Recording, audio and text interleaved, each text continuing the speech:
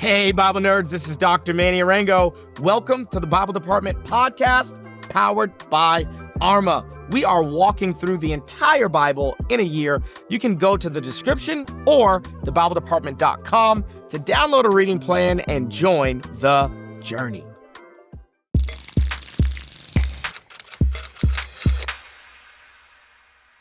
We are continuing our trek through the book of Exodus.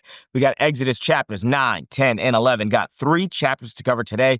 If you are on a streak, I'm proud of you. If you're not on a streak, today's a good day to start one.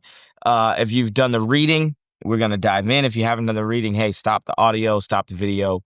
Go do the reading. Read Exodus chapters 9, 10, and 11. Honestly, some of the most action-packed passages of scripture. We're really going to deal with the plagues all day. That's all we're going to talk about today. There are 10 plagues total. You know what? It probably would just be helpful for me to just recount the plagues. Okay. That'll be like 30,000 picture context. Okay. So the plagues are going to officially start in chapter 7.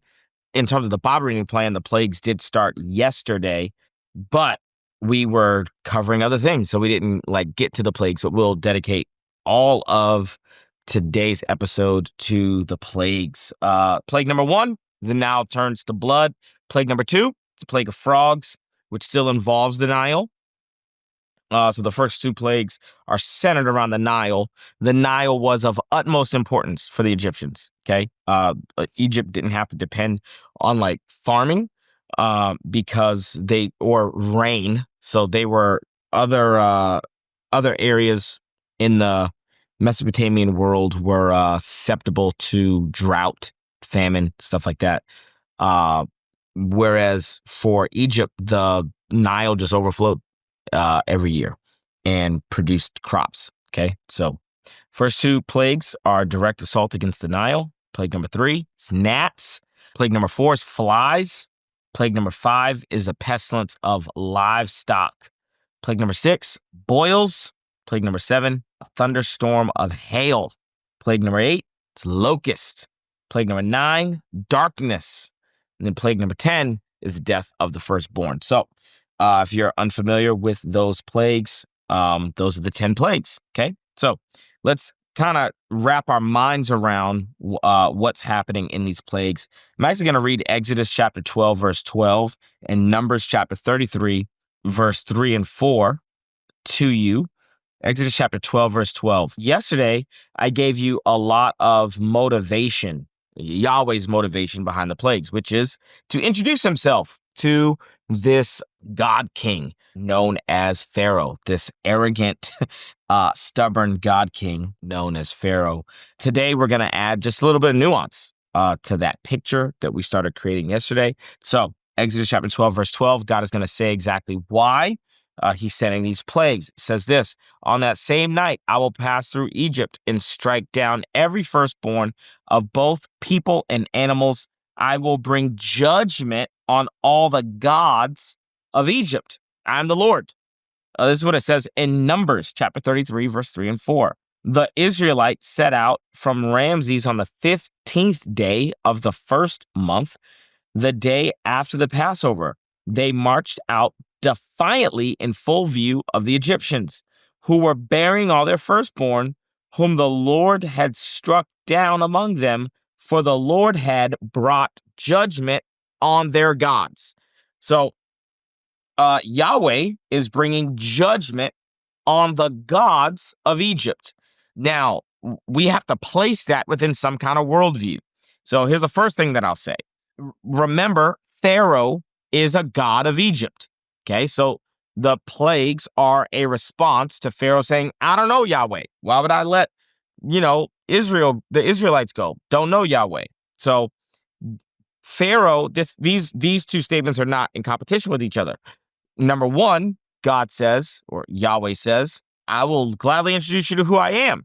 Second, that first, the plagues are to show you who I am. Second, the plagues are to judge the gods of Egypt. And these 2 things overlap because Pharaoh is a god. This is where I want to introduce you to a concept called monolatry versus monotheism. Okay. Some people would say that there's no place in the Bible, the Old Testament specifically, that is going to propose or platform a monotheistic worldview. What is monotheism? The belief in one God. A lot of people are going to say, really, the Bible is not platforming a monotheistic worldview, but a monolatrous worldview. So it's not the belief in one God, but the worship of one God. That instead of being idolatrous, I should be monolatrous. I should worship one God and one God only. And that I actually should acknowledge that there are other gods that exist.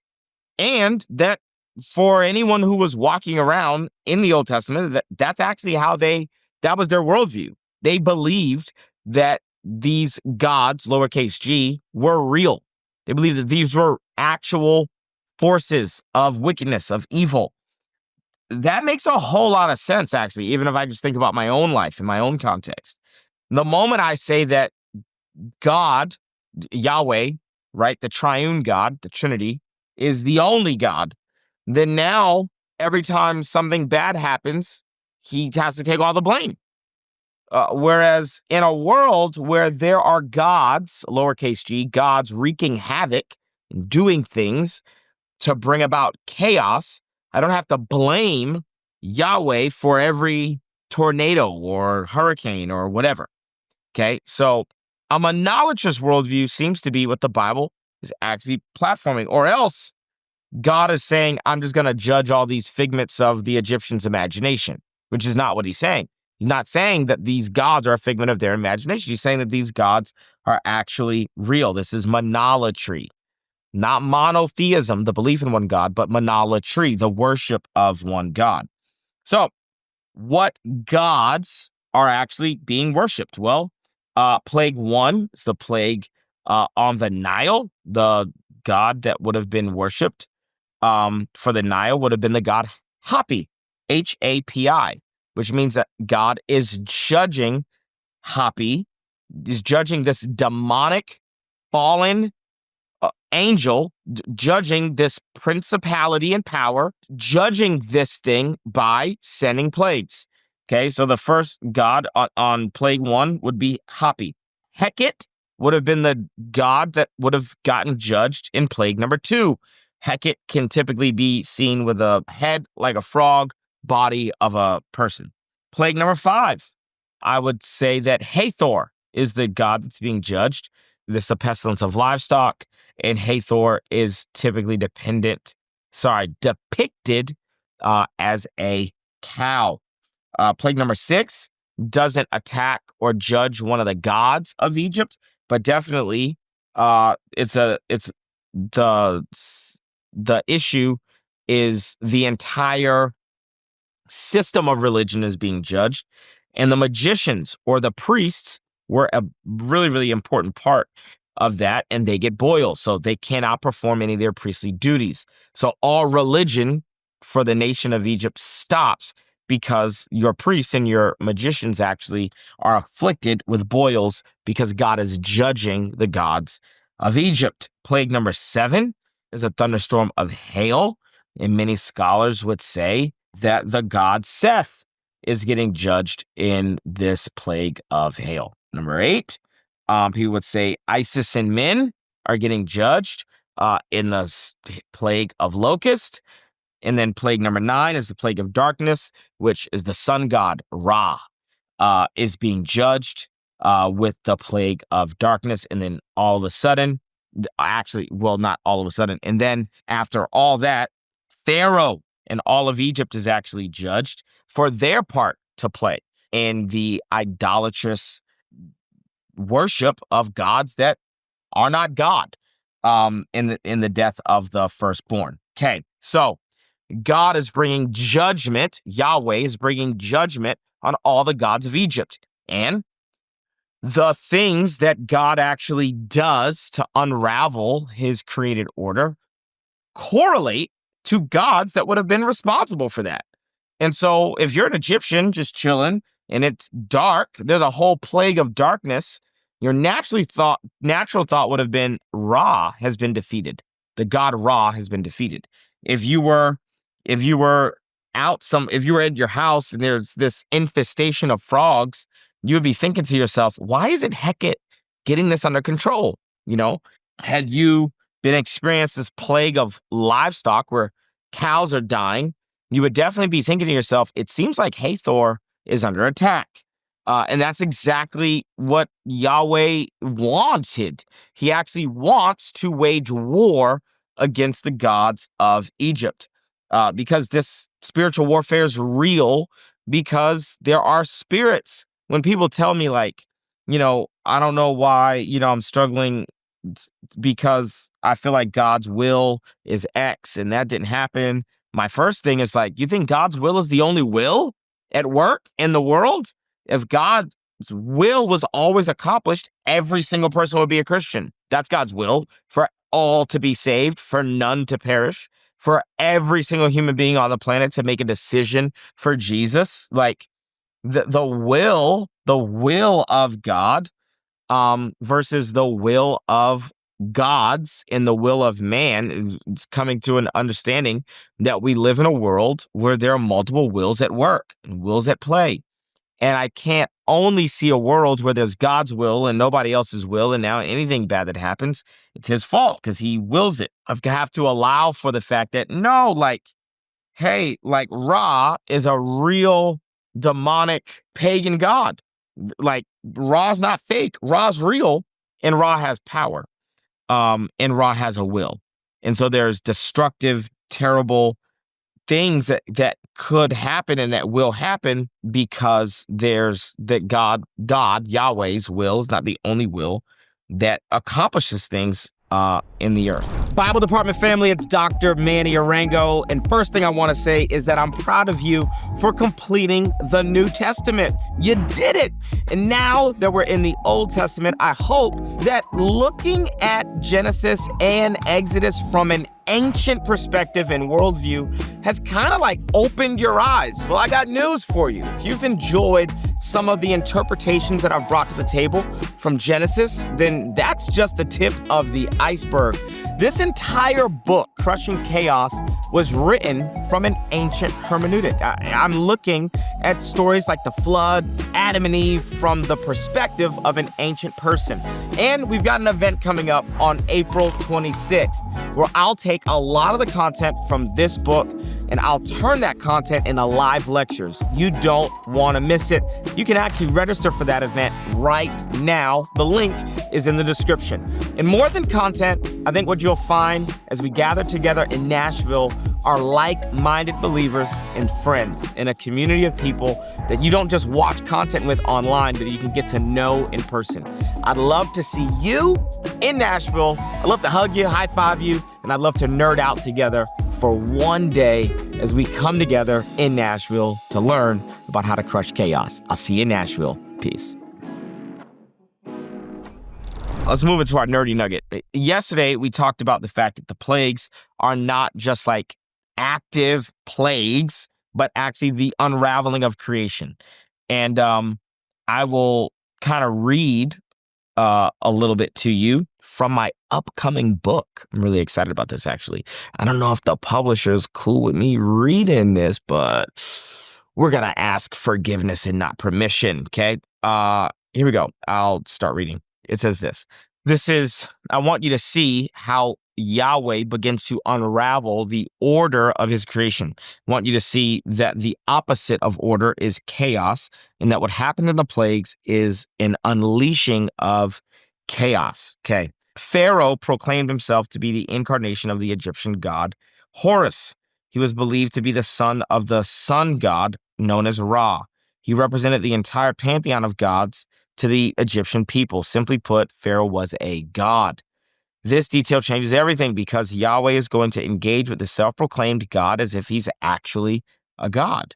And by the end of the narrative, Pharaoh will know beyond a shadow of a doubt that he is not the incarnation of Horus, nor the son of Ra, but a mere mortal whose arrogance has provoked the wrath of the one true God. Since the deity should be able to keep their creation from falling into chaos, Yahweh is going to prove to Pharaoh that he is a mere mortal by sending plagues of decreation and chaos on the land of Egypt. Yahweh's response to Pharaoh is layered, brilliant, and designed to demonstrate that Pharaoh is utterly dependent on the only God that is able to pull creation out of chaos and sustain order, which is what God did in Genesis chapter 1 in the 7 days of creation. It is a process of ordering, bringing things from chaos to order. Okay, remember, creation is the process whereby Yahweh brought order out of chaos. The plagues are simply a reversal of that process. In creation, water is gathered. Very, very important word. Together and necessary for life. In the plagues, Aaron and Moses hold their staff over all of Egypt's gatherings of water, and they become a source of death. The Hebrew word used here to describe the gatherings of water is the exact same word from the opening chapter of Genesis when God creates the seas. Coincidence? I think not. In creation, Yahweh brings order by creating a clear boundary between water and land and separates these two realms from one another. In the plagues, that boundary is erased as frogs overrun the land. Frogs dwell on both land and water and represent the undoing of Yahweh's clear boundary from Genesis. In creation, Yahweh brings humanity forth from the dust of the ground. In the plagues, that dust becomes an infestation of gnats, covering every living thing in the dust of their own mortality. In the creation, God brings forth vegetation. In the plagues of hail and locusts, all vegetation is destroyed. In the creation, Yahweh brings forth light.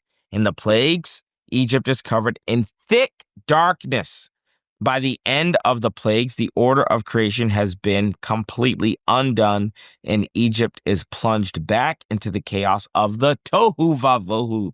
The entire narrative is tangible proof that Pharaoh is powerless to pull Egypt out of chaos, nor can he prevent Egypt from falling into chaos.